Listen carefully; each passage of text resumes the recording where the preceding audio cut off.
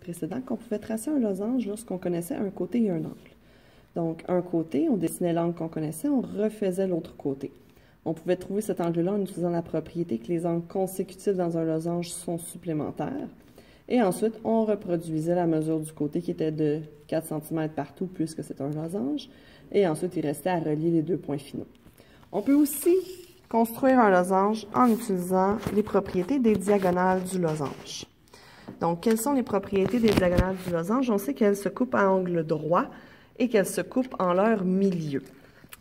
Donc, si on commence à faire le problème suivant, donc, j'ai une diagonale de 6,4 cm et une de 3,8 cm qui doivent se couper en leur milieu. Donc, je commence à dessiner ma première diagonale à 6,4 cm. Et on fait toujours attention pour être bien précis lorsqu'on mesure. Donc, ma première diagonale mesure 6,4 cm. Je sais que ma deuxième diagonale doit la couper perpendiculairement en son milieu. Donc, je peux venir utiliser ce qu'on sait déjà au niveau de la médiatrice, puisque la médiatrice est une droite qui me permet de couper un segment perpendiculairement en son milieu. Donc, je vais venir faire la médiatrice. C'est quoi la façon de le faire? Je dois ouvrir mon compas plus grand que la moitié du segment et je trace un arc de cercle. Je viens ensuite me placer à l'autre extrémité de ma diagonale et je refais un autre arc de cercle.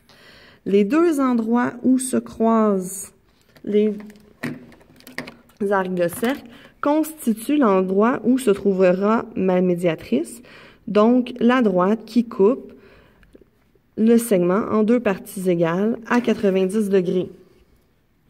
Je sais donc que ma deuxième diagonale, donc la petite, celle de 3,8, se situera sur cette ligne.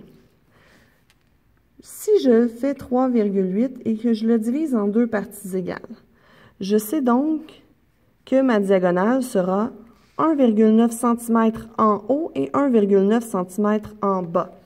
Donc, je peux venir mesurer ces deux parties-là de ma diagonale. Donc, je mesure 1,9 pour voir ma première moitié, jusqu'à ensuite un autre 1,9 sur la ligne pour ma deuxième partie. Et donc, cette diagonale-là ici devrait mesurer 3,8, ce que je peux m'assurer à l'instant. Donc, ça mesure bien effectivement 3,8. Il me reste ensuite à relier les sommets de mon losange, qui sont, dans le fond, les extrémités de mes diagonales. Je peux donc ici venir faire le losange.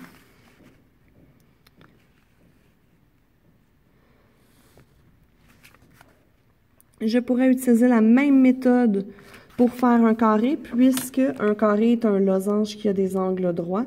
Donc, comme c'est aussi un losange, je pourrais le faire.